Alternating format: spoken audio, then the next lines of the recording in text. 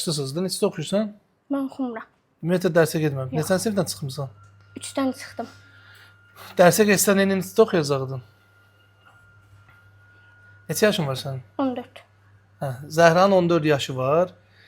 Az yaşlıdırlar, qardaşı da. Sən necə yanma? Bunlara evlə təmin ediblər, sağ olsunlar. Yenə də deyirəm. Sadəcə olaraq maman xadimə işləyir, düzdür? Maman xadimə işləyir, düzdür? Mağazaya borcunuz var. Sən mağazaya gedirsən nəsə istəməyə heç? Hə. Hal-hazırda borcunuz olduğuna görə heç nə verilmir. Yaxşı. Sən gedək mağazaya dəyə gələkdə. Sən nəsə istəyirsən? Velosipedin var sənin? Sən bir dənə velosiped məndən hədiyyə. Bir dənə velosiped alaq sənə. Xoşuna gələr?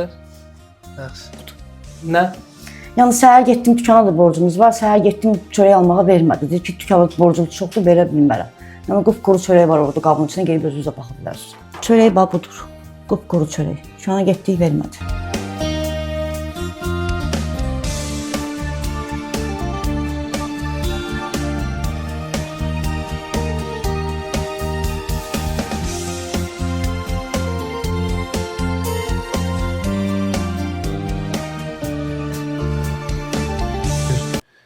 Vəziyyəti hal-hazırda pisdir. Ev şəraitini sağ olsunlar, qardaşlar təmin edib, Xaqocan qardaşımız paylaşıb, bir nəfər çıxıb bunlara ev verib. Yəni xanım özü indi bu dəqiqə işləyir. Sadəcə çatdıra bilmədiyini dedi, məni də çağırdı. Ətraflı özün deyərsən də, nə işləyirsən, neçə işləyirsən? 100 manata işləyirəm də, maaşım 100 manatdır. 100 manata nə işləyirsən? Xadimə gəlib süpürürəm, 5 manat, 3 manat verirlər mənə, bax belə. Allah hamd olsun.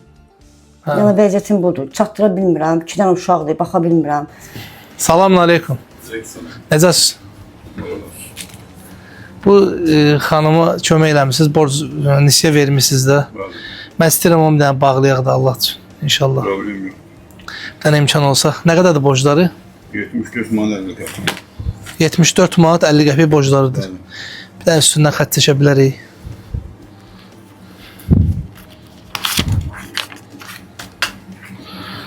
Üstündən xətti. Başqa nə istəyirsiniz? Götürün, götürün. Ərzaqlarınız yoxdur, ərzaq götürün. Borcunuzda xətt çək, bunu çıxarsan. Problem Çəkdim daha. çəkdin. Allah səndən razı olsun. Vallahi. Minnətdaram. Sağ ol. Mən də sizin qulluğunuzdayam. Allah köməyiniz olsun. Bunlar gələndə geri çevirməyin. Mən gəlib həmişə verəcəm, yaxşı? Bəs papan orada sənin? O tutulub. Papan tutulub? Bəli. Yəni mən də sənin böyük qardaşınam da. Yəni nə vaxt nəsə lazım olsa, çətinliyin olsa, kimsə xətrə dəysə, mənə bir kəlmə de bəsdir. Çox sağ ol. Yaxşı? Başqa nə qulluq? Allah köməyində dursun, ayaqlarınız var olsun işinizin. Çok sağ olun. Allah var eylesin sizi. Allah kömürünüze dursun. Hem sizin.